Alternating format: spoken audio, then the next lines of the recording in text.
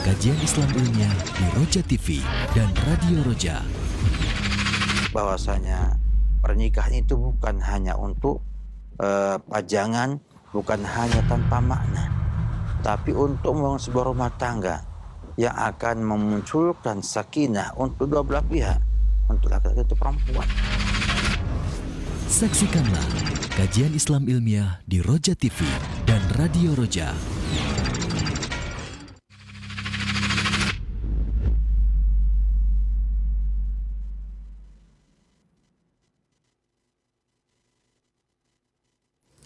Assalamualaikum warahmatullahi wabarakatuh.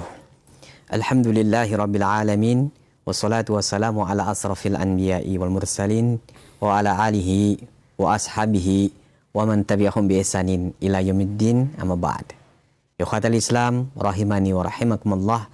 Sahabat Roja, dimanapun saat ini Anda bisa menyimak siaran kami, senantiasa kita bersyukur seraya memuji kepada Allah atas segala nikmat dan karunia-Nya. Kita di kesempatan Sabtu pagi hari ini dapat berjumpa kembali guna mengikuti bimbingan serta pelajaran yang insya Allah saat lagi akan disampaikan oleh guru kita Ustadz Khalid Samudi Alsi Hafidhullah Ta'ala dari pembahasan Fiqhul Usrah. Setelah lama kita tidak secara langsung menyimak bimbingan bersama beliau, alhamdulillah beliau telah meluangkan waktunya di tengah-tengah kesibukan di dalam mengajar dan berdakwah untuk sudi mampir ke Studio Roja 2 guna melanjutkan pembahasan ini. Sebelum kita mulai, kita sapa terlebih dahulu. Assalamualaikum Ustaz. Ahlan Ustaz. Ahlan bikum jami'an. Gimana Ustaz, sehat? Alhamdulillah baik. Alhamdulillah di kesempatan kali ini kita dapat berjumpa kembali. Kita akan melanjutkan pembahasan yang di kesempatan kemarin Ustaz ya? Iya. Berkaitan dengan hak-hak istri yang khususnya. Baik. Kemarin kan kita bahas tentang hak suami istri yang berserikatnya duanya hak mereka berdua. Sekarang yang khusus untuk sang istri. Baik Ustaz, seperti apa dan bagaimana pembahasan ini kita simak kurang lebih 1,5 jam ke depan. Dan bagi Anda yang bertanya seputar pembahasan, silahkan di layanan telepon 021 823 6543 atau pesan singkat di 081 989 6543. Selanjutnya kepada Ustaz kami persilahkan, faliyatafadhal maskuran ya Ustaz. Alhamdulillah rabbil alamin wassalatu wassalamu ala asrafil anbiya'i wal mursalin nabiyina Muhammadin wa ala alihi wa sahbihi ajma'in, amma ba'du. Kaum muslimin pemerhati Roja TV dimanapun antum berada, alhamdulillah tentunya kita semua terus bersyukur pada Allah Subhanahu wa taala dalam setiap saat, dalam setiap hembusan napas kita adalah sebuah nikmat yang wajib kita syukuri. Oleh karena itu, syukur ini sangat penting sekali dimiliki oleh setiap manusia, baik dalam kehidupannya di masyarakat, dalam rumah tangganya, maupun hubungan dia dengan Sang Pencipta Allah Subhanahu wa Ta'ala. Pada pagi ini insya Allah kita lanjutkan apa yang kita bahas pada perjumpaan terdahulu seputar hak-hak suami istri yang merupakan bagian yang bila terpenuhi semua dengan baik akan memberikan sebuah garansi kebahagiaan dalam rumah tangganya. Semakin sempurna hak-hak terpenuhi, semakin tinggi garansi kita untuk mendapatkan kebahagiaan dalam rumah tangga ini. Inilah hebatnya Islam. Inilah keindahannya Islam yang membuat sebuah aturan syariat membawa kebahagiaan kepada mereka yang mau menyerapkan dan konsekuen serta konsisten dalam melaksanakannya. Banyak sekali hak-hak yang disampaikan para ulama rahimahullahu ta'ala.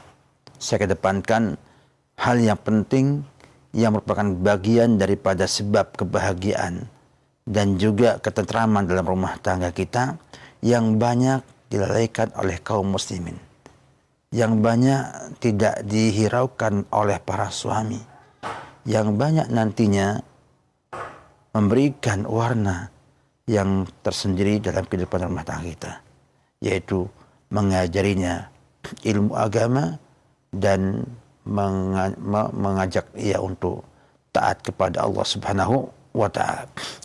Sebenarnya kita ketahui bersama bahwasanya suami istri punya kewajiban dan juga hak muamalah muasyarah bil ma'ruf, ya.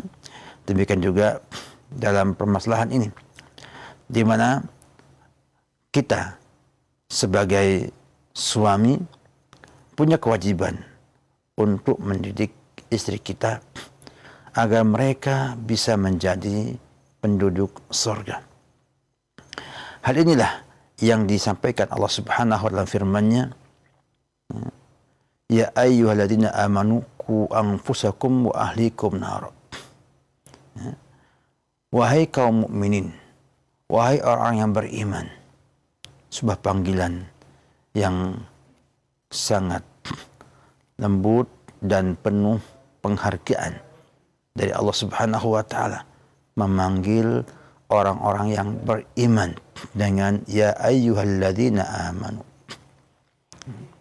Sebuah uslub memanggil yang demikian hebatnya. Wahai orang-orang yang beriman, qu anfusakum wa ahlikum nar. Jagalah diri kalian dan keluarga kalian dari neraka. Ini perintah dari Allah Subhanahu wa taala kepada para suami.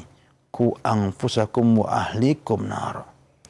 Bukan hanya untuk berlindung dari neraka untuk diri sendiri, namun juga melindungi keluarga dari api neraka. Dan itu tentunya dengan pengajaran, pendidikan, pengarahan, nasihat, anjuran, ya, dan evaluasi. Sehingga sang istri bisa bergerak untuk beramal soleh, bisa taat kepada Allah Subhanahu wa taala. Para ulama mengatakan, diberikan juga oleh Umar, juga oleh Ali bin Abi Thalib, bahwa definisi ku anfusakum wa ahlikum nara adalah, ya, adibhum wa alimhum. Ya, didik mereka dan ajari mereka. Sehingga kan jelaslah bahwasanya kewajiban sang suami kepada istri, artinya haknya istri atas suami adalah mendidik mereka ilmu agama, ya, dan mengajak mereka untuk taat kepada Allah Subhanahu wa taala. Dari ayat yang mulia ini didapatkan bahwa suami punya kewajiban untuk membina sang istri, ya, agar menjadi wanita yang saleh. Bukan hanya semata, ya, nafkah dan lainnya yang diperhatikan, namun juga diperhatikan kesehatan hati istri kita. Banyak orang yang perhatian dengan kesehatan tubuhnya, ya, dengan keindahan tubuhnya, sehingga dikeluarkan banyak sekali harta untuk menjaga kesehatan tubuhnya saja. Namun sangat sedikit para suami yang berupaya untuk juga membuat sehat hati istrinya, membuat bagus istri hatinya, padahal disepakati bahwa cantik itu kalau di hati akan ada selamanya, dan bila cantik itu ada di wajah hanya sementara. Ya. Maka kecantikan hati adalah sebuah hal yang sangat istimewa. Bahkan Allah Subhanahu wa taala menilai hambanya juga menilai hatinya. Nabi kita bersabda, innallaha la yanzuru ila suwarikum wala ila ajsamikum walakin yanzuru ila qulubikum wa a'malikum. Allah itu tidak melihat kepada tubuh kita, kepada hebatnya bentuk kita. Ya, bentuk itu adalah bukan hal yang istimewa. Bahkan juga badan yang kuat, yang sekarang sedang kita lihat, ya, lagi trennya, ya, orang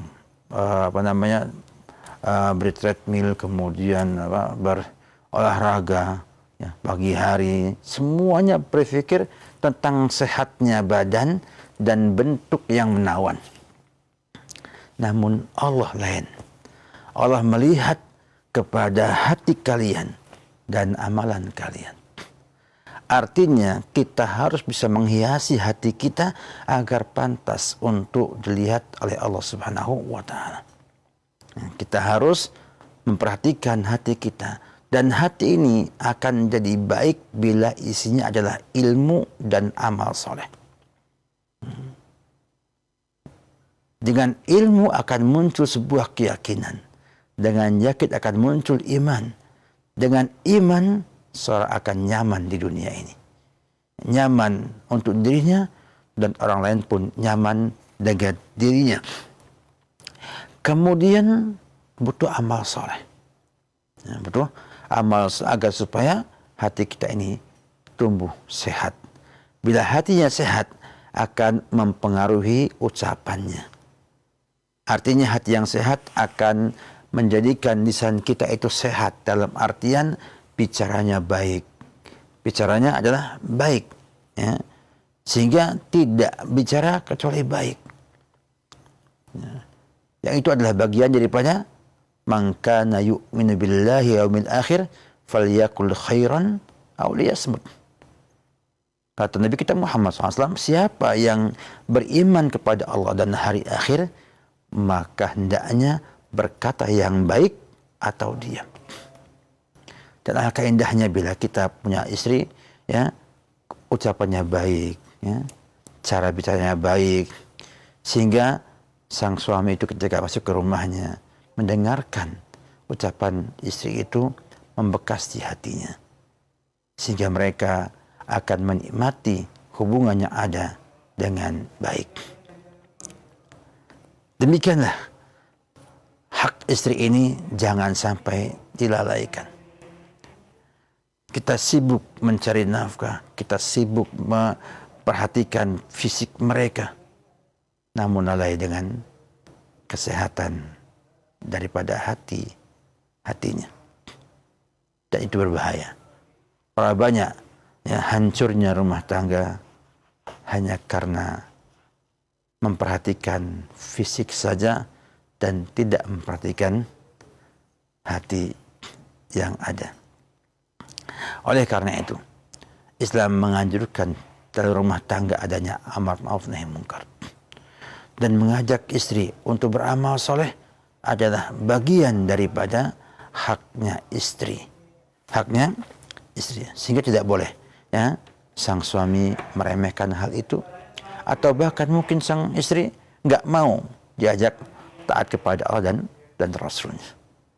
Nah, maka lucu sekali bila ada wanita diajak beramal soleh nggak mau, padahal itu haknya dia. Haknya dia adalah diajak untuk beramal soleh. Maka dari itulah Nabi kita memuji suami, ya, yang mengajak istrinya berbuat ketaatan. Dalam sebuah hadis Nabi bersabda, ya, rahimallahu mur'an qama minal laili fasalla. Semoga Allah merahmati seorang yang bangun di tengah malam lalu salat. Thumma ayqadha ahlahu fasallat. Kemudian membangunkan istrinya lalu istrinya salat. Wa in abad, kalau sang istri enggan tidak mau dibangunkan, nadha fi wajhil ma. Dia percikan air ke wajah istrinya tersebut.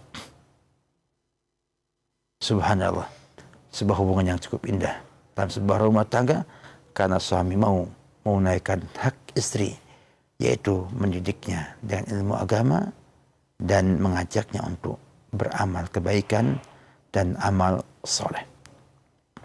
Berapa banyak muncul permasalahan lantaran sang istri tidak faham agama. Berapa banyak perselingkuhan muncul karena sang istri tidak mengenal agama, karena nggak faham agama, dan karena tidak punya kebiasaan untuk beramal soleh dan kebaikan, sehingga hatinya pun sakit, mungkin juga mengeras, sehingga ia merasa lebih nyaman bersama orang lain daripada bersama suaminya. Ini berbahaya, khususnya di zaman saat ini, di zaman-zaman ini di mana godaan seseorang untuk menyimpang itu sangat besar sekali. godaan orang untuk mengumbar syahwat sangat luar biasa, ya. Dan kesempatan ataupun dukungan untuk berbuat kebaikan, berbuat amal soleh sangat sedikit dan lemah. Maka disinilah bagaimana pentingnya suami menunaikan hak istri ini agar mereka bisa belajar agama, ya. Siapkan apa yang bisa membuat ia bisa belajar.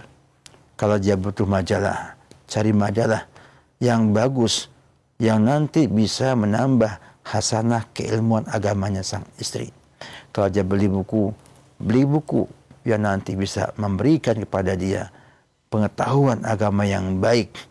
Kemudian kalau perlu ada pengajian, antar ke pengajian, ataupun diberi kemudahan untuk bisa mengikuti pengajian yang ada, agar mereka bisa mendapatkan ilmu agama dan bisa menjadi wanita yang salehat di rumah. Indah sekali bila kita punya istri yang salehah. Karena Nabi mengatakan, ad-dunya mata'un. Dunia ini adalah perhiasan. Wa khairul mata'iha al-mar'atus salihah. Dan sebaik-baiknya perhiasan dunia adalah wanita yang salehat. Maukah kita semua menerapkan hal ini? Maukah kita semua para suami berusaha mendidik istrinya menjadi sebaik-baik perhiasan di dunia ini? Maka bila mau, mari, ya, rubah mindset kita selama ini. Ajak ia untuk jadi yang solehat, bukan sekedar hanya menjadi wanita yang enak dipandang dan dipajang, namun tidak terasa nikmatnya, ya, di hati dan perasaan. Oleh karena itu, mari kita bersemangat untuk belajar dan terus belajar. Ajak istri belajar, ajak anak-anak belajar, agar semua kita jadi keluarga yang soleh dan solehat yang nanti akan meraih kebahagiaan di dunia dan akhirat. Semoga bermanfaat. Wabillahi taufik. Taib, Ustaz, barakallahu fikum. Jazakallahu khairan. Wa iyyakum. Terima kasih atas pelajaran dan bimbingan yang telah disampaikan pada kesempatan pagi hari ini. Semoga yang singkat ini dapat memberikan kebermanfaatan, khususnya untuk tambahan ilmu kita semuanya dan bekal kita di dalam membina rumah tangga dan memberikan hak-hak kepada istri kita. Selanjutnya, kepada antum semuanya yang ingin bertanya khususnya seputar pembahasan ini, kami persilahkan Anda bisa menghubungi nomor kami di layanan telepon 021 823 6543 atau melalui pesan singkat di 081 989 6543. Selanjutnya kami berikan kesempatan, silakan untuk yang pertama penelpon. Halo. Ya, silakan. Assalamualaikum. Waalaikumsalam warahmatullahi wabarakatuh. Dengan siapa Ibu, di mana, mohon maaf? Saya Ibu Nurjanis di Pondok Cabe, Tangerang Selatan. Iya, pertanyaannya?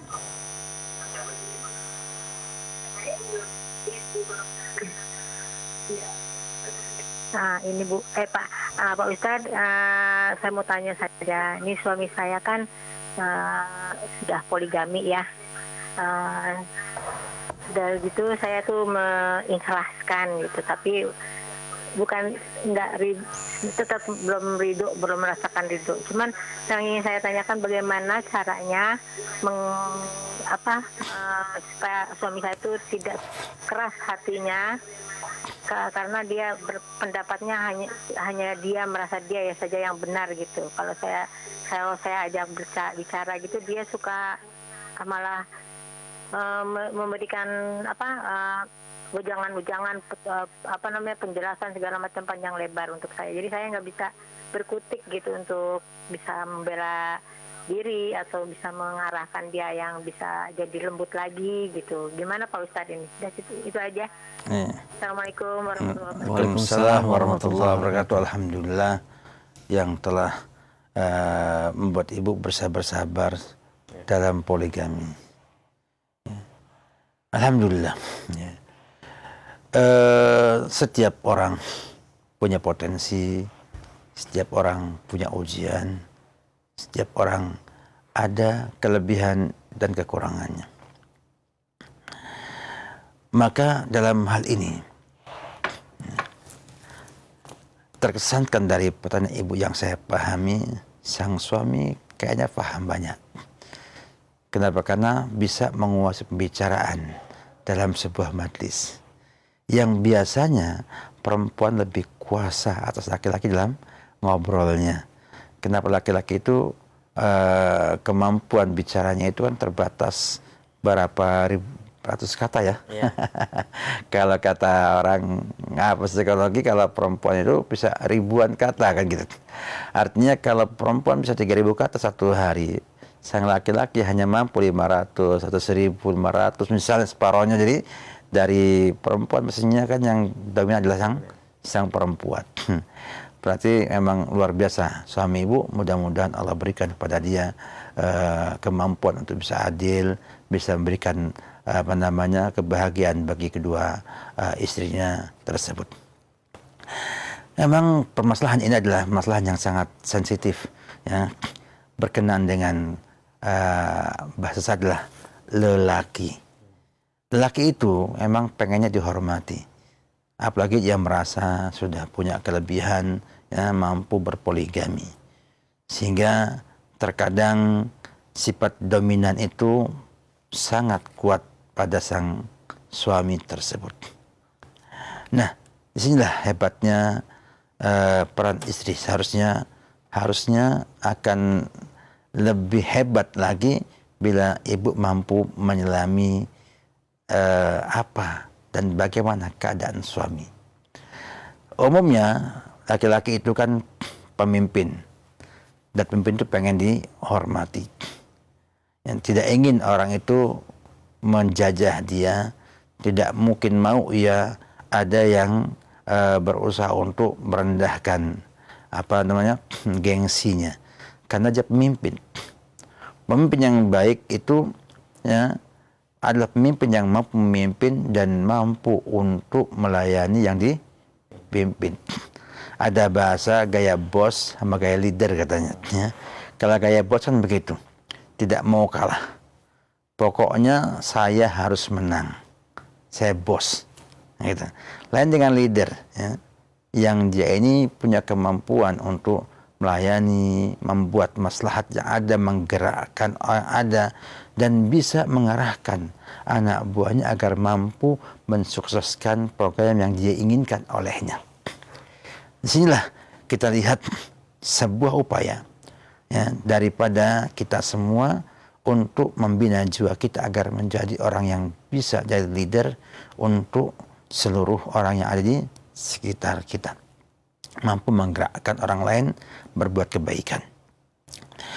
Saya lihat, ya, kalau ibu memandang hatinya lembut dan keras, hati itu susah dilihat, ya. Tapi kalau saya melihat adalah bahwa sang bapak, tampaknya suami ini belum memahami karakter wanita, ya. Dan harusnya dia segera belajar tentang hal ini, karena dia punya dua wanita yang biasanya akan susah untuk bersatu karena merasa punya hak untuk dicintai oleh suaminya, dan akan berusaha untuk yang paling dicintai oleh suaminya. Terbayangkan pada bunda kita Aisyah radhiyallahu anha, itu wanita ahli surga. Ilmunya juga Masya Allah. Di antaranya para wanita yang faqihah, sahabiat yang paling faqih dalam agama adalah Aisyah radhiyallahu ta'ala. Demikian juga tentang keutamaan Aisyah sangat luar biasa, ya. Namun tetap saja, ya, tidak mudah bagi dia untuk bisa tidak cemburu dengan madunya yang ada. Bahkan cemburunya, ya, yang paling besar kepada Khadijah yang telah meninggal dunia. Menakjubkan manusia. Ya, menunjukkan bahwa kita semua harus memahami bahwa wanita itu punya hal-hal yang dia harapkan pada suami ada. Dan banyak suami tidak mengetahui hal tersebut, ya, yaitu ingin didengarkan apa yang dia ingin ungkapkan. Ya. Maka kalau ibu ingin suami ibu itu sesuai harapan ibu, ya, mendengarkan keluh kesah ibu, ya, curhatan ibu, kemudian kalau merasa terdolimi, ya, menyampaikan kepada sang suami, walaupun ingat ya, merasa itu gak mesti terdolimi, ya. Karena banyak orang sekarang ini yang merasa didolimi padahal dia mendolimi, ya. Ini masalahnya besar, ya, di dalam kehidupan kita, karena sudah banyak orang yang merasa nyaman, ya, walaupun zalim asal menguntungkan dia, ya. Dia akan merasa tidak nyaman bila ada keadilan namun merugikan dia. Ini harus dihilangkan. Nah, ajaklah sang suami untuk memahami karakter wanita, ya. Tidak masalah ibu sampai kepada suami apa yang jadi keinginan ibu. Karena suami kadang-kadang tidak ngeh, ya, atau bahasa kitanya tidak sadar. Ya, tidak sadar bahwa hari itu, waktu itu sang istri hanya pengen didengarkan saja, tidak usah dikomentari. Ya. Maka banyak ulama mengatakan para suami berlatihlah untuk mendengarkan apa yang istri sampaikan, ya, tanpa jawab, tanpa bantah. Nah, cukup dengarkan. Ya. Bahkan dalam sebuah buku, dalam seni komunikasi keluarga, ada yang mengatakan, buatlah satu hari itu setengah jam aja lah, ya, buat istri Anda, ajak ngomong sepuasnya, Anda dengarkan. Ya. Nanti setelah selesai, baru diarahkan mana yang benar, mana yang tidak benar, mana yang perlu klarifikasi, mana yang tidak. Kenapa? Karena dengan adanya sang wanita menyampaikan yang ada dalam hatinya, akan muncul kepuasan. Ya. Walaupun mungkin bahasanya tidak penting banget lah. Ya, kalau kita dengar, wah, ngomong apa ini? Nah, ketika dia mulai ngomongnya tidak benar, dalam artian mungkin mencela sahabatnya, mencela teman-temannya yang sedang gibah, maka kita arahkan itu tidak boleh, kan itu adalah ghibah. Nah, seni mendengarkan istri ngomong ini kadang-kadang butuh dilatih, ya, butuh dilatih. Ya. Karena laki-laki yang capek bekerja sampai di rumah itu, kalau dengarkan istri bicara itu kayak dengarkan suara yang membuatnya akhirnya tidak sadar lagi. Yang muncul hanya suara dengkurannya saja. Artinya kayak munawim, ya, membuat tidur kita nyenyak ketika sang istri bicara, kayak anak kecil dapat cerita sebelum tidur. Banyak sekali suami, subhanallah, ya, yang demikian, mungkin karena ada udzur sebagiannya, bukan karena nggak pengen mendengarkan, tapi karena ada udzur, dia kelelahan dalam hal ini. Maka perlu ada latihan untuk itu, ya. Yang itu insya Allah baik. Makanya ibu ngomong saja kepada sang suami, terbuka aja bahwa saya pengen sekali-kali didengarkan apa yang saya omongkan, ya, biar nanti muncul muncul komunikasi yang baik dengan sang suami tersebut. Yang kedua, ya kan, akhwat fillah, kaum muslimin rahimakumullah taala, adalah ajak ia untuk memahami hak dan kewajiban suami istri. Namun tentunya dengan bahasa yang baik. Jangan terkesan menuntut, ya, atau jangan ada kesan kita itu kayak demo, ya, menuntut haknya ada. Sampaikan, ajaklah ia untuk membina rumah tangga yang baik, ya.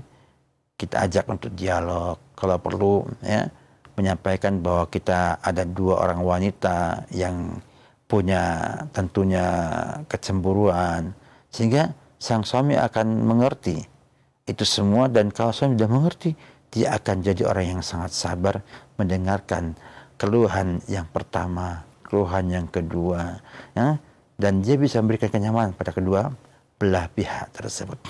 Ini harus dilatih. Saya nggak yakin mampu kalau nggak ada latihan dari kita semua. Artinya baik yang berpoligami atau tidak berpoligami, berlatih untuk mendengarkan istri cerita itu tanpa tidur, ya. Itu hal yang luar biasa ya. Karena namanya wanita kalau sudah bercerita itu kan mengasihkan ya. Sama makanya kalau dalam banyak hal anak-anak itu senang kalau ibunya yang nemeni tidur ya. Karena ibunya akan cerita sampai anaknya apa? Tidur nyenyak. Lah sama bapak kadang-kadang tidak bisa punya keahlian dalam storytelling. Sehingga ketika cerita itu ngambang atau terlalu ilmiah ya. Sehingga ini mana gajinya, daging semua, nggak ada gajinya, sehingga apa? Tidak ada rasa gurihnya, nggak ada rasa enaknya. Maka kita sebagai laki-laki ya memang perlu belajar banyak lagi untuk bisa memahami hal seperti itu. Data Nabi kita Muhammad SAW bagaimana dia mendengarkan keluhan Aisyah, dia mendengarkan keluhan istri-istrinya tanpa emosi, tanpa berbuat hal-hal yang membuat istri itu akhirnya nggak mau ngomong sama kita. Ya. Bayangkan bila Anda punya istri curhatnya ke tangga sebelah, ya, baik perempuan pun laki-laki. Perempuan bahaya, nanti kalau mau kemana-mana, wah itu nggak bahagia rumah tangganya. Ya. Kalau laki-laki bahaya lagi, ya. Karena dia itu akan jadi sianida, akan jadi racun dalam rumah tangga kita. Maka dari itu suami mari belajar lagi ya tentang hal ini. Dan yang penting adalah pada ibu mendoakan suami. Buktikan ibu adalah wanita yang solehah, yang selalu berusaha menunaikan hak-hak suami. Ya, dan berusaha bagaimana memberikan yang terbaik kepada suami. Walaupun mungkin dengan perasaan yang tertekan atau yang lainnya. Karena Allah akan membalas ya, dengan yang semisalnya. Ya, artinya ya innamal jaza min jinsil amal, kata ulama. Balasan sesuai dengan jenis amalannya. Kalau sang istri berusaha terus untuk menunaikan kewajibannya kepada sang suami, ngajak ngomong pelan. Ya kalau memang suami mampu mendengarnya sebentar ya disabari sampai akhirnya sanggup mendengar panjang lebar omongan sang istri. Ya, insya Allah akan baik. Berikutnya adalah mengajak suami untuk belajar bersama. Kalau perlu, bacalah buku-buku yang mengajarkan tentang komunikasi, bagaimana pentingnya mendengarkan omongan orang, atau mungkin carilah buku-buku yang bagus untuk baca bersama. Ya, insya Allah mudah-mudahan dengan itu akan muncul komunikasi dan akhirnya saya memahami kebutuhan istri bagaimana dan ia akan berusaha untuk memenuhi kebutuhan yang ada pada istrinya tersebut. Jadi kita tetap berpikir positif sama suami bahwa memang mungkin ketika itu dia sedang kondisinya nggak stabil atau mungkin ia merasa sudah ada tanda ya petik ya dia sudah punya persepsi bahwa mesti kalau istri itu yang pertama ngadu yang kedua ngadu yang pertama ya, sehingga dia akhirnya apa dia main potong dia main teknik bertahan yang baik adalah menyerang ya. Jadi nyerang dulu lah biar apa mudah untuk bertahannya. Semoga Allah beri taufik pada suami ibu untuk bisa jadi suami yang baik yang bisa nanti mendengarkan apa yang ibu sampaikan dan jangan merasa bahwa saya tidak bisa bela diri, jangan ya. Tapi sampaikan sama Allah, saya minta robah suami saya agar jadi suami yang baik yang bisa mengerti kebutuhan para istrinya. Wabillahi taufik. Nah, terima kasih Ustaz atas nasihatnya. Semoga bermanfaat khususnya untuk sang penanya dan kita semuanya yang menyimak pada kesempatan pagi hari ini. Selanjutnya kami akan coba membaca dari pesan singkat yang telah masuk dari hamba Allah. Assalamualaikum Ustaz. Ayah saya tidak bekerja, alasannya karena malas. Ibu saya yang bekerja sejak muda. Ketika saat ini sudah pensiun, ibu saya memaksa untuk saya bekerja tanpa menyuruh ayah bekerja. Saya sempat bekerja dan akhirnya berhenti karena banyak mudarat ketika seorang wanita yang bekerja di luar. Nah, pertanyaannya apakah ibu saya berdosa jika memaksa saya bekerja lagi? Dan jika saya bekerja lagi, apakah dosa saya ditanggung orang tua atas mudarat wanita bekerja di luar? Dengan kondisi hanya saya dan saudara perempuan saya dipaksa yang jadi tulang punggung keluarga. Silahkan. Ini sebuah akibatnya dari sebab-sebab di mana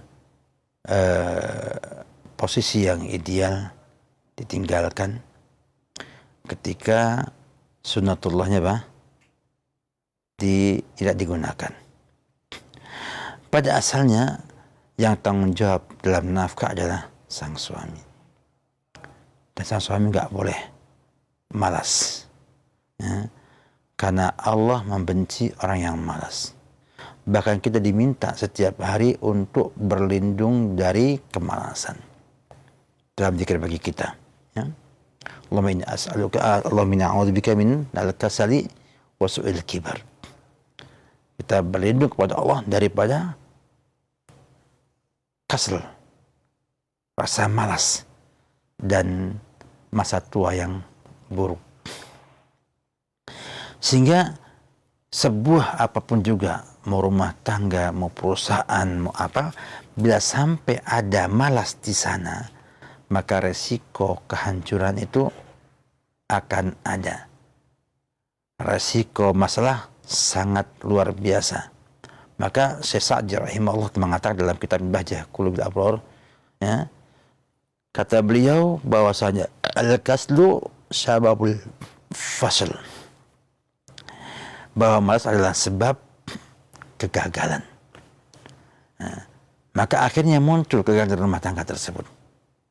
Nah, gagal di mana sang suami yang harusnya menunaikan hak-hak istrinya berupa nafkah. Nah, itu kewajiban dia. Tidak ia tunaikan. Hanya karena alasan malas. Yang itu hanya dalih dan bukan dalil. Dia itu adalah dalil alasan dan bukan dasar argumen. Enggak diterima, ya, kata malas dalam konteks alasan tidak bekerja. Dan di kamus apapun juga, di buku apapun juga, tidak ada malas menjadi uzur, ya, atas ketidakmampuan seseorang.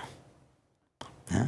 Maka karena berawal dari hal-hal seperti itu, sehingga akhirnya otomatis sang wanita yang merasa punya kemampuan untuk bekerja dan tidak berpikir kepada madharat yang lainnya, akhirnya bekerja, ya, menafkahi semuanya.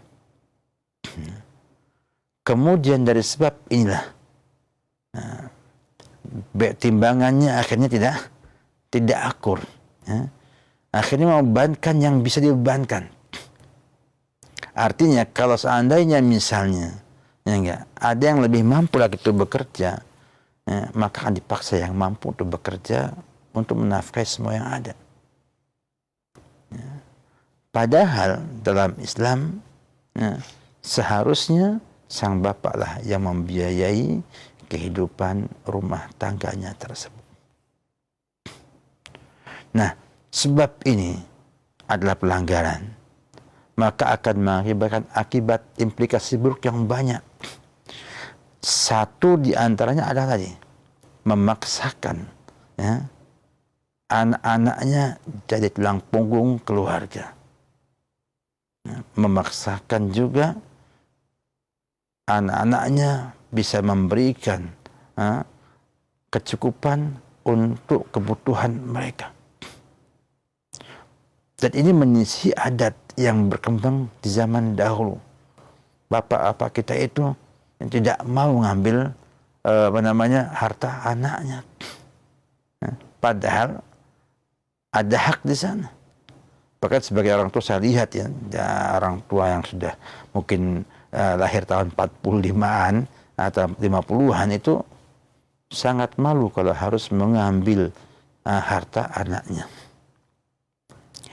Oleh karena itu, dasar malas harus dihilangkan. Dan bukanlah sebuah alasan untuk tidak mencari nafkah. Ya, tidak mencari nafkah. Namun bila kondisi seperti itu yang ada pada ibu ya, yang bekerja untuk membiayai keluarga yang ada, maka yang pertama usahakan ya, cari yang tidak ada pelanggaran syariatnya. Mungkin ada capeknya, namun tidak ada pelanggaran syariatnya. Karena tidak ada solusi lain. Nyuruh bapak bekerja, bapak juga sudah malas-malas. Ibu sudah gak mau bekerja. Otomatis mereka terlantar. Kalau mereka terlantar, siapa yang tanggung jawab? Ya anak-anaknya. Jadi benar, tidak ada salahnya. Tetapi sebabnya muncul karena kesalahan. Dan akhirnya sang anak bekerja sedapatnya. Ya, sedapatnya dan akhirnya terpaksa dalam tanda petiknya melakukan hal-hal yang memberikan madarat. Ya, yang itu sebenarnya pilihan. Karena rezeki Allah itu sangat luas. Tidak harus begitu. Ya. Artinya bisa jadi sang anak mencari solusi, mencari kerjaan yang tidak ada singgungan dengan kemaksiatan. Itu memungkinkan para ummahat, para ibu-ibu yang sukses di rumahnya dengan online-nya, dengan kulinernya, dan yang lainnya. Tanpa harus bersinggungan dengan hal-hal yang Allah dan Rasulnya benci atau larang. Bila memungkinkan, maka itulah solusi. Ya. Bukan ideal, ya, solusi. Bila tidak, otomatis ya, ada di sana pelanggaran yang tidak boleh dilanggar oleh kita semua.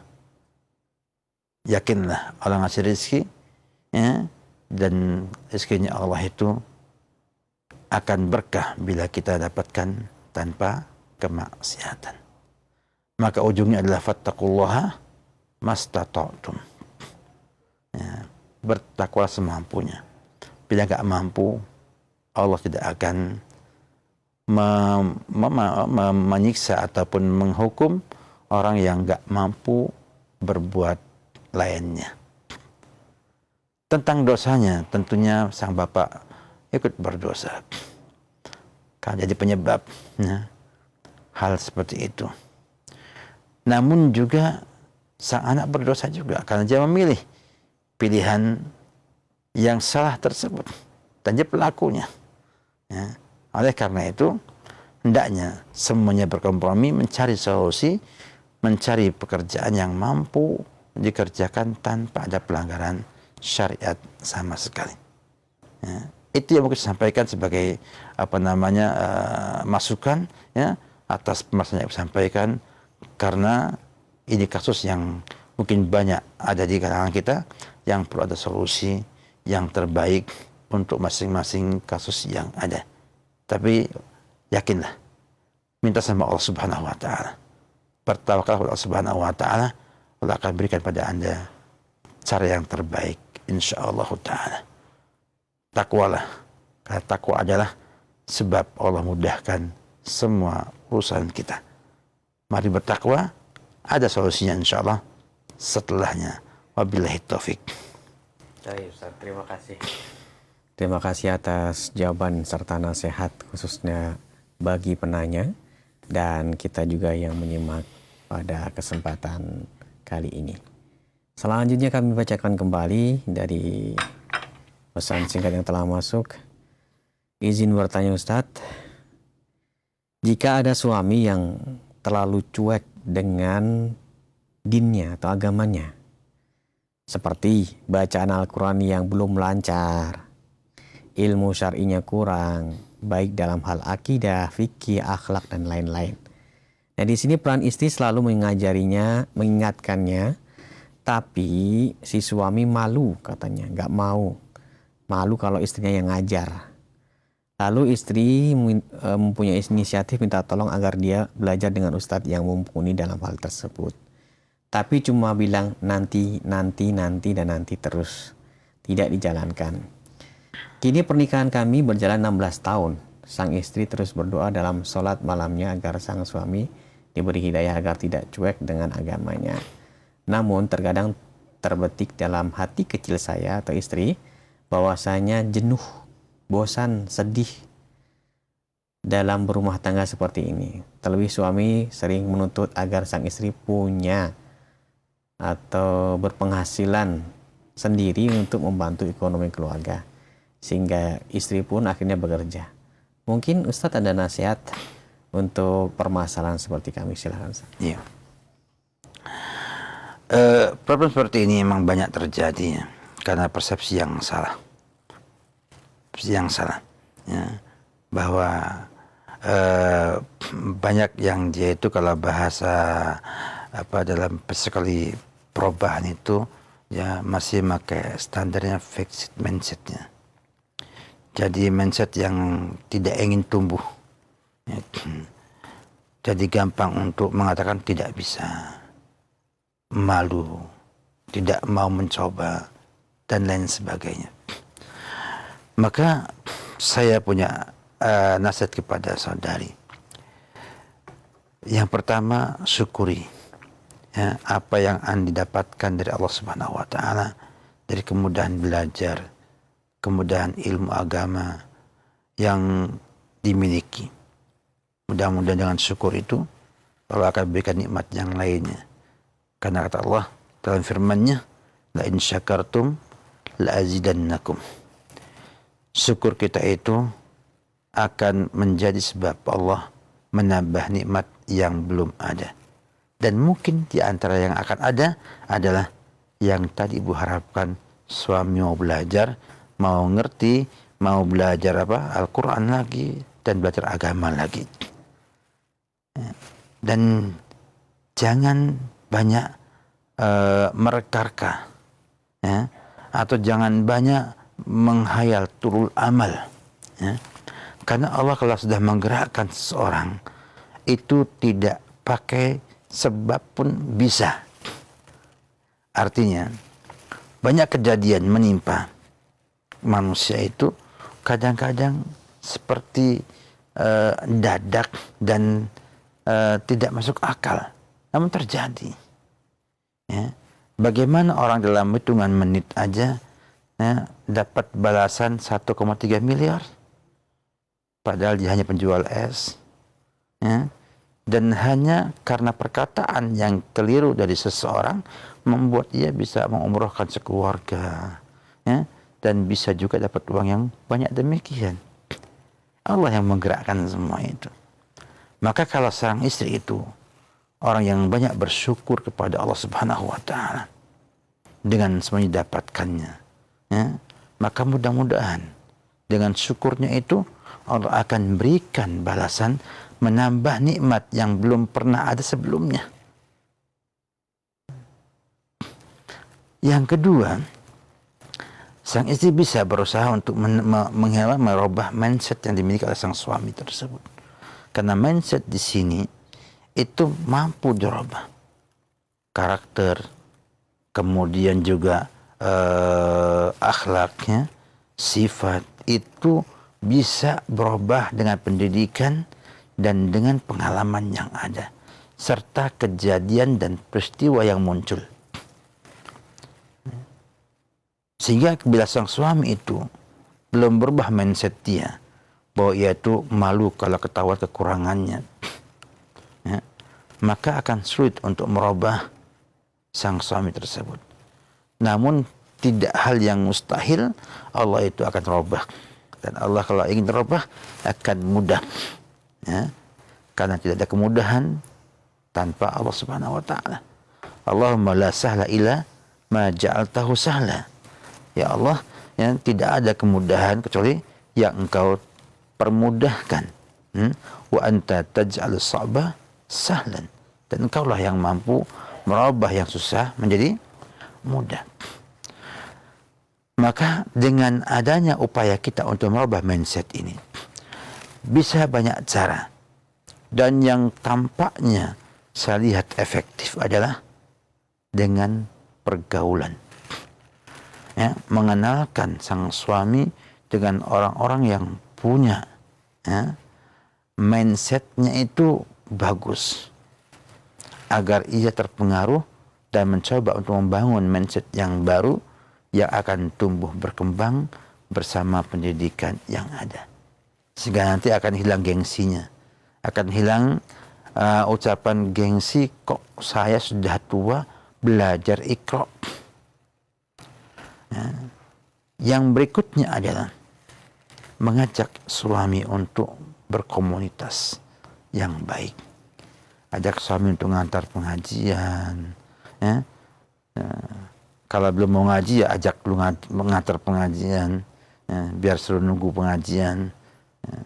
Atau diberikan link dari YouTube yang bagus. Kalau suami senang nonton YouTube, ya kasih link YouTube yang baik. Kalau suami itu senang baca, kasih buku-buku baca yang baik. Ya nanti bisa merubah mindsetnya sehingga ia nanti berubah. Akhirnya gak malu untuk belajar. Nabi Musa alaihissalam itu nabi. Ya, sudah tingkatannya sudah pol ya. Manusia itu kan polnya Nabi dan Rasul. Ya. Nabi Musa Nabi dan Rasul alaihissalam. Ya. Dan dia itu mau merendahkan dirinya belajar kepada Nabi Khadir yang hanya Nabi. Yang kalau tingkatannya itu Nabi dan Rasul, dan Nabi mana yang menang? Nabi dan Rasul. Nah, dan Musa orang yang paling paham agama di zaman tersebut. Tapi ketika Allah katakan bahwa ada hambaku yang aku berikan ilmu yang tidak ada pada kamu. Nabi Musa ini semangat ia belajar ilmu tinggi sekali. Maka mudah bagi dia untuk merendahkan dirinya kepada ilmu. Dia cari itu. Nabi Khadir, dia cari, berjalan sampai akhirnya tandanya kalau mau ketemu itu ikannya hilang. Begitu ikannya hilang, Nabi Musa senang. Kenapa? Karena akan ketemu dengan yang dituju tersebut. Kita ketemu dengan Nabi Khadir. Ya, dan Allah sampaikan dalam Al-Quran tentang kisah beliau dengan panjang lebar di surat Al-Kahfi. Artinya, ketika seseorang itu sudah jadi cinta ilmu, sudah senang dengan pengetahuan, maka dia tidak ada gengsi untuk mendapatkan hal tersebut. Maka perlu ada perubahan dalam mindset sang suami, dan itu yang efek dengan kita ngajak dia ke teman-teman komunitas yang baik, ya, sehingga akan terpengaruh. Maka kalau kita pengen gemar baca, ikut ke komunitas penggemar bacaan.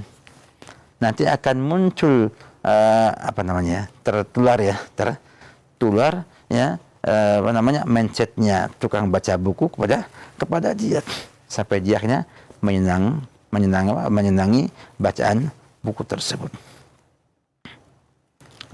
Nah, berikutnya adalah memberikan pada dia pemahaman agama yang benar. Ini yang efektif. Ya. Ini yang paling bagus kalau memungkinkan. Karena dengan agama orang bisa merubah semuanya. Ya, sesuatu yang tadinya keras dengan agama jadi lembut. Yang tadinya itu bodoh pun dengan agama jadi pintar nanti. Ya. Karena agama itu betul-betul adalah petunjuk hidayah yang bisa mengarahkan manusia kepada kebenaran dan kebahagiaannya. Oleh karena itu, jangan lupa mengajak suami untuk mengaji, belajar agama di tempat-tempat yang baik, yang betul-betul mengajarkan Quran dan Sunnah sebagai dasar pijakan dalam beragamanya. Wabillahi taufik. Baik Ustaz, terima kasih atas jawabannya. Selanjutnya kami akan coba kembali membacakan dari pesan singkat yang telah masuk dari saudari Sabrina. Assalamualaikum Pak Ustadz, izin bertanya. Saya telah dipoligami. Anak saya yang saya tanggung ada 7. Akan tetapi nafkah saya tidak pernah dicukupi dan anak-anak pun tidak pernah diperhatikan. Dan pada akhirnya kami sudah pisah rumah selama 7 tahun. Tidak ada kata cerai dan saya juga tidak dicukupi lahir batinnya. Kita hanya berpisah rumah dan sudah 7 tahun ini tidak ada kecukupan lahir dan batin. Mohon jawabannya tentang perihal kasus seperti ini, silakan. Nah, hari ini ada hal yang beda ya. Banyak yang cerita poligami. Jadi inilah ya akibat daripada tidak dilaksanakannya syariat Islam, di mana seorang suami ketika tidak berikan nafkah yang cukup kepada keluarganya, kemudian dia berpoligami dan akhirnya lebih gak cukup lagi, sehingga akhirnya membuat seorang wanita bersama 7 anaknya terlantar, dalam artian ya tidak diurus oleh suaminya, bahkan bisa ranjang selama 7 tahun ya, tanpa ada kata cerai dan lain sebagainya. Maka dalam kaidah dikatakan bahwa pada asalnya perceraian itu adalah di tangan sang suami. Bila suami nggak menceraikan, ya dia nggak akan terceraikan. Atau sang istri punya namanya khulu, gugat cerai. Ya. Dan itu haknya istri untuk minta kepada suami agar diceraikan. Kalau nggak mau, sang istri bisa minta kepada pengadilan untuk menceraikannya. Dan pengadilan melihat maslahat dan madarat yang ada. Ya. Bila maslahatnya adalah bercerai, maka mereka akan menceraikan pasangan tersebut.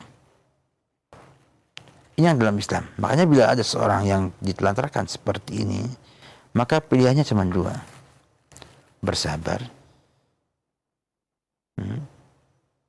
Tapi ada masalah. Yaitu sang istri tidak menjalankan kewajiban sang suami. Artinya sang istri tidak menjalankan hak-haknya suami. Ya, jadi suaminya tidak menunaikan hak-haknya istri, dan istri tidak juga menunaikan hak-hak sang suami. Karena pisah rumah ya, pisah rumah, bukan sedang pisah rumah ini. Ya. Kemudian yang kedua adalah bercerai. Kalau bercerai akan menghilangkan kewajiban ibu kepada sang suami dan suami kepada sang ibu. Nah, Allah berikan kepada kita solusi dalam seperti ini, karena ini kan sudah bahaya. Ya, artinya saling menzalimi. Yang ini menzalimi, yang itu balas menzalimi juga, ya, karena tidak menunaikan hak-hak pasangannya. Maka Allah kasihkan solusi dengan cara ya gugat cerai itu. Bila suami menunaikan atau menerima gugat cerainya, selesai. Ya, kasih kompensasi ya atas hal itu, bisa maharnya atau yang disepakati oleh kedua belah pihak. Kalau juga nggak bisa, maka pengadilan lah cara kita memutuskan perkara ini. Kebayang oleh kita bagaimana ibu bertahan begitu tidak bisa nikah dengan orang lain, ya, dan ibu jadi tulang punggung keluarga. Ya. Bukan hanya memelihara mereka, tapi menafkahi mereka, mendidik mereka sendirian, dan ibu pun sendiri butuh ya, untuk dididik, butuh nafkah, dan butuh juga untuk hubungan suami istri sebagaimana tabiat manusia yang punya kebutuhan biologis yang harus dipenuhi juga. Ini berat sekali. Maka saya menasihati wallahu a'lam bishawab, ya, uruslah perceraiannya. Ya. Mudah-mudahan dengan itu semua ibu dapatkan mungkin laki-laki yang lebih baik di kemudian hari. Ustaz, saya sudah tua misalnya, umur 40-50, enggak ada masalah. Pernikahan tidak dibatasi dengan usia. Berapa banyak pernikahan antara nenek dan kakek terjadi.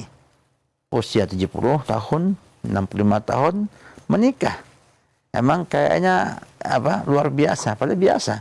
Ya, karena emang orang hidup bukan hanya permasalahan hubungan biologis, tapi bagaimana punya kawan ngobrol di usia tua, ya, saling tolong menolong dalam rumah itu, sehingga akan muncul di sana kebahagiaan dengan adanya terpenuhi sebagian kebutuhan yang dimilikinya.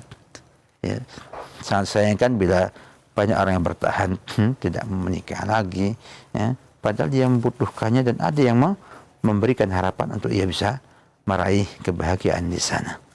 Maka Nasihat saya adalah gini kan. Jadi kalau tidak cerai sekalian atau minta sang suami menunaikan hak-hak ibu secara baik dan ibu kembali berkumpul untuk menunaikan hak-hak suami juga. Bila tidak, pasti ada solusi yang paling baik insyaallah taala agar ibu bisa bebas dari kewajiban dan suami pun bebas daripada kezaliman. Wallahu alam bissawab. Baik, saya terima kasih atas nasihat dan jawabannya. Semoga menjadi kebermanfaatan dan tambahan ilmu untuk kita semuanya. Selanjutnya kami berikan kesempatan untuk ada yang menghubungi kami via telepon. Kami buka kembali di layanan telepon 021 823 6543 dengan Anda secara langsung menyampaikan pertanyaan. Halo. Halo, Assalamualaikum. Waalaikumsalam warahmatullahi wabarakatuh. Dengan Ibu siapa di mana, mohon maaf? Aryani, Ibu Aryani di Majalengka. Silahkan pertanyaannya, Ibu. Izin bertanya, Ustadz. Ini kakak saya, Ustadz, punya seorang istri. Dia sudah dinasehati, Ustadz. Sudah bertahun-tahun dinasehati untuk memakai kerudung. Akan tetapi sang istri tidak mau berkerudung dengan berbagai macam alasan. Katanya yang penting hatinya baik. Terus juga anak-anak perempuannya, Ustadz, juga tidak mau memakai kerudung. Ini bagaimana, Ustadz? Apakah sang suami tidak berdosa, Ustadz, jika menceraikan sang istri tersebut karena takut maksudnya nanti di sana akan maksudnya bertanggung jawab karena suami yang akan bertanggung jawab. Pertanyaan saya begitu saja, Ustadz. Terima kasih. Ya. Waalaikumsalam warahmatullahi wabarakatuh. Fenomena ini sebetulnya kita kalau bicara hukum ya sederhana aja. Ya. Apabila sang istri itu sudah berbuat maksiat, tidak mau juga diajak baik, ya suami boleh aja menceraikan istrinya. Ya. Tapi apakah itu cukup dan selesai permasalahannya? Ini juga masalah sendiri. Ya. Kalau saya punya pendapat, Allah alam bisawab. Ya. Permasalahan berjilbab ini memang masalah yang cukup berat di Indonesia ini dulu. Ya. Kalau sekarang saya lihat banyak di mana-mana berjilbab itu. Ya. Bahkan saya sekarang sering lihat tuh malah jumlah yang berjilbab sama yang enggak, kayaknya banyak yang berjilbab ya. Walaupun mungkin jilbabnya baru nutupi rambut, kepala sama dadanya aja, ya. Belum sampai pada tahapan nutupi semua aurat yang ada. Artinya bahannya masih tipis kadang-kadang kan gitu. Tetapi sebetulnya berjilbab bukanlah perkara yang berat di zaman ini. Lain kita dulu zaman tahun 90-an. Ya, itu untuk berjilbab itu luar biasa. Ya. Hanya menggunakan kerudung saja itu luar biasa susahnya di sekolahan, di kampus. Itu luar biasa susahnya. Bahkan asing sekali. Maka saya lihat ya, dan saya kasih advice dalam hal ini.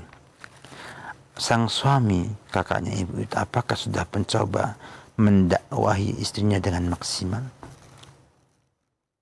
Dalam artian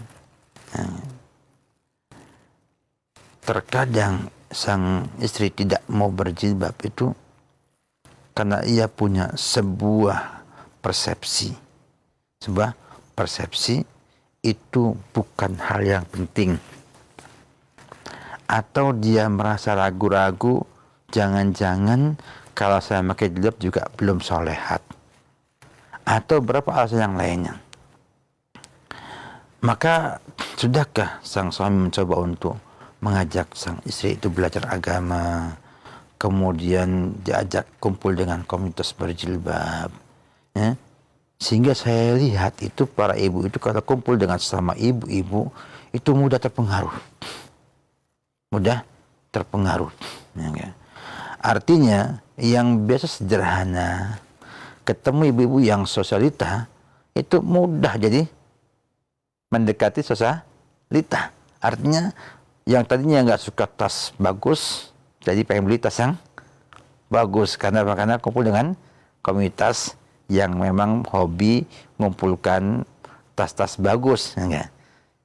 Coba ibu ajak bergaul agar punya opini sang istri kakak tersebut bahwasanya jilbab bukanlah perkara yang luar biasa, perkara yang biasa, artinya nutupi aurat. Jadi bahasakannya adalah nutupi aurat, ya. Jangan dibahasakan yang lainnya, ya, nutupi aurat ini, ya. Yang kedua, hubungan sang kakak dengan istrinya apakah sudah diperbaiki dengan baik, ya. Karena saya punya prinsip yang sampai ini saya pegang, bahwa orang kalau cinta dia akan ikut. Artinya semakin tebal cintanya, semakin mudah tunduknya. Maka bila sang istri mampu membuat suaminya cinta banget sama dia, maka suaminya mudah untuk diminta, ya, mudah untuk diajak, ya. Bahkan, ya, dia akan betah di rumah dan malas keluar rumah. Artinya orang tua yang cintai anaknya, anaknya kalau sama orang tuanya, maka apapun orang tua suruh dia akan kerjakan. Nah, kenapa? Karena ada cinta yang menggerakkannya untuk mengikuti dan membahagiakan yang mencintainya. Nah, bila sampai ada cinta di sana, saya yakin istri kakak itu akan mudah untuk berjilbab. Ya. Karena memang orang demikian kadang-kadang menutupi kelemahan yang ada itu dengan banyak dalih dan alasan. Yang penting hatinya lah, ya, yang kalau belum siap lah, dan lain sebagainya. Tapi bila ada cahaya cinta, ya, dan ketergantungan pada sang suami, maka akan mudah menyuruh dia untuk berjilbab yang hanya ringan. Ya. Bahkan banyak yang sampai pindah agama hanya karena apa? Karena rasa cinta kepada suaminya. Baik yang perempuannya non-muslim, laki-lakinya muslim, atau sebaliknya. Ya, dengan perasaan cinta dimilikinya, maka dia siap mengorbankan apa? Agama yang dimilikinya.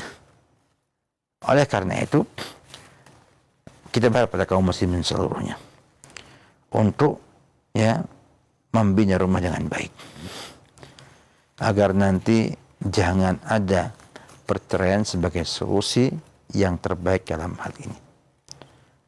Upayakanlah rumah tangga dipertahankan, karena setan dan tentaranya sangat bangga dan bahagia bila melihat ada muslim dan muslimah bercerai dalam rumah tangganya.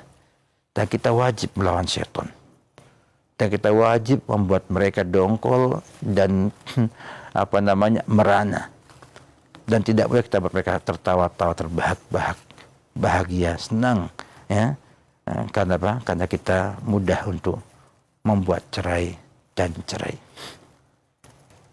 Maka dakwahlah. Terkadang tidak butuh omongan, terkadang tidak butuh obrolan, kadang nggak butuh perintah dan larangan, tapi kadang butuh adalah ditemani, ya, ditemani, diajak merubah pola pikirnya, merubah persepsinya, sehingga nanti dia mau merubah yang ada tersebut.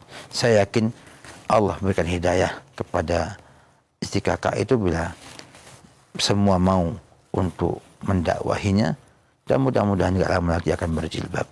Ya, kenapa? Karena ia tahu bahwa jilbab adalah untuk dia, untuk maslahatnya dia, bukan untuk orang lain. Ya, demikian, wabillahi taufik. Baik Ustaz, terima kasih atas jawaban dan nasihat dari permasalahan ini. Semoga menjadi solusi yang bermanfaat untuk yang menyimak pada kesempatan kali ini. Selanjutnya kami berikan kesempatan kembali, silahkan di 0218236543 untuk bertanya secara langsung via telepon. Kami tunggu pertanyaan Anda. Halo. Halo, assalamualaikum. Waalaikumsalam warahmatullahi wabarakatuh. Ibu dengan siapa di mana, mohon maaf?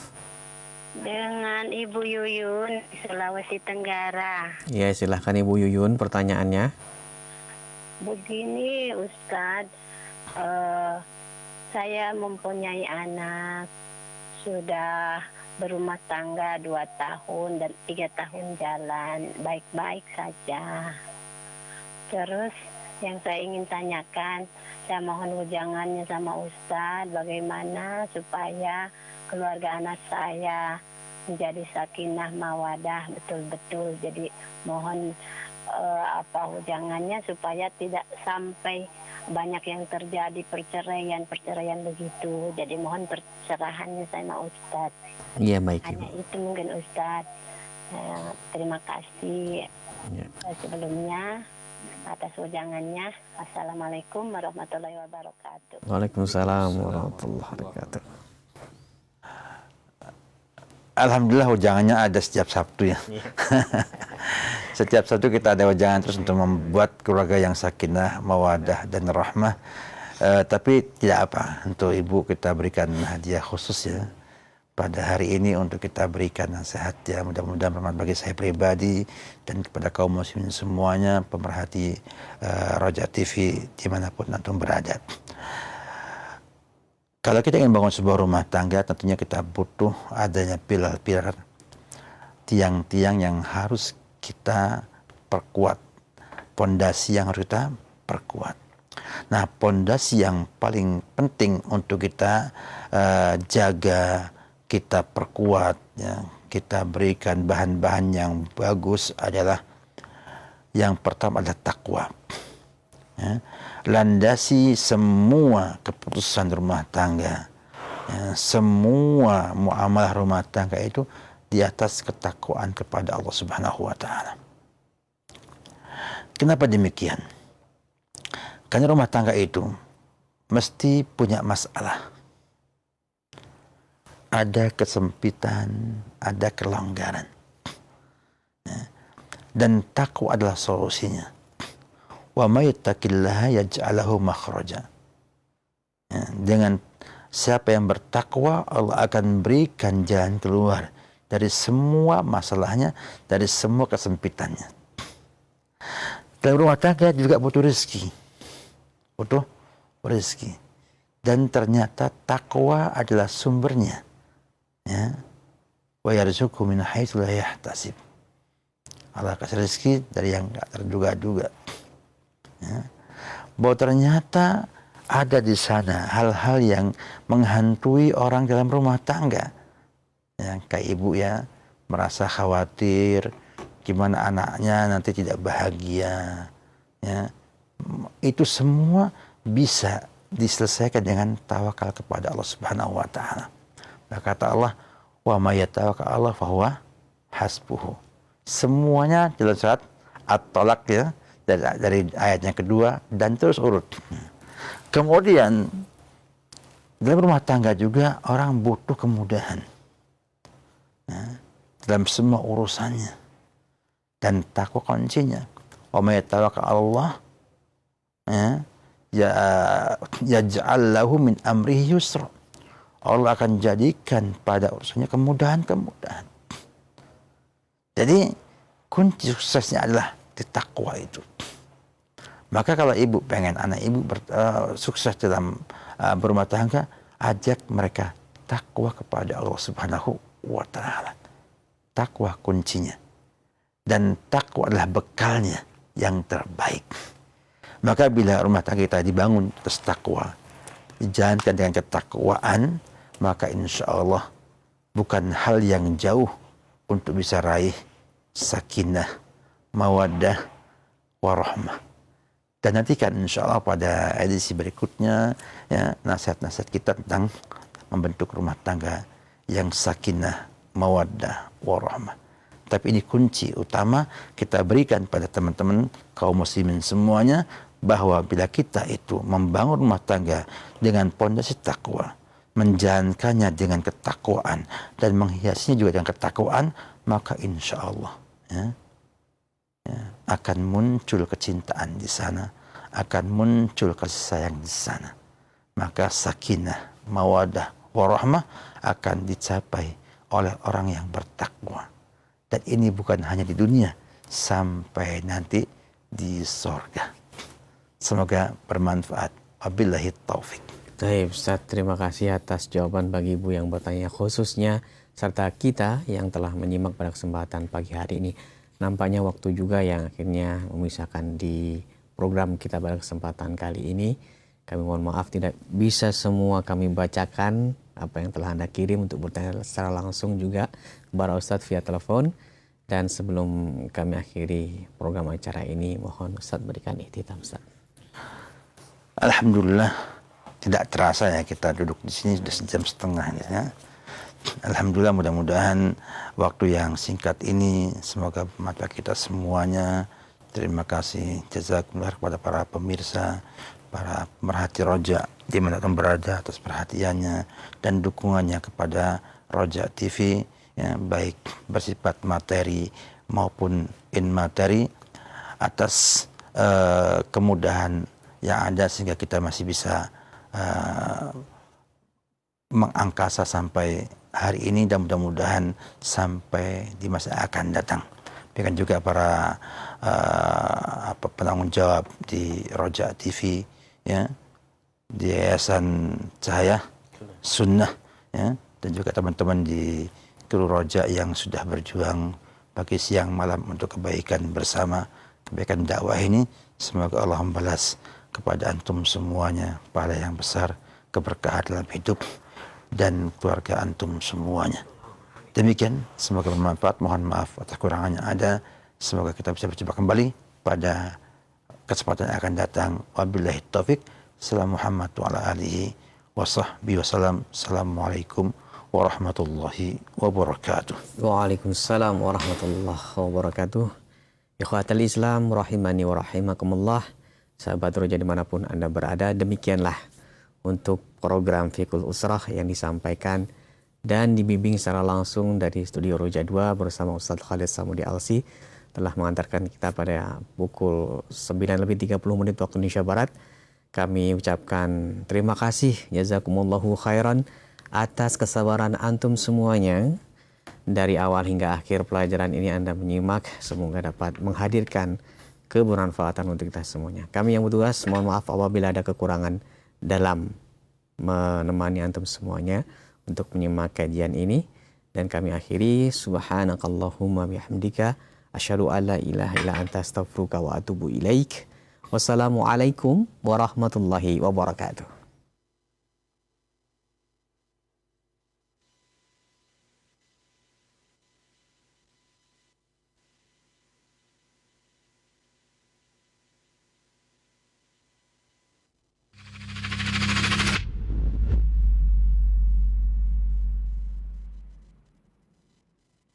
Terima kasih.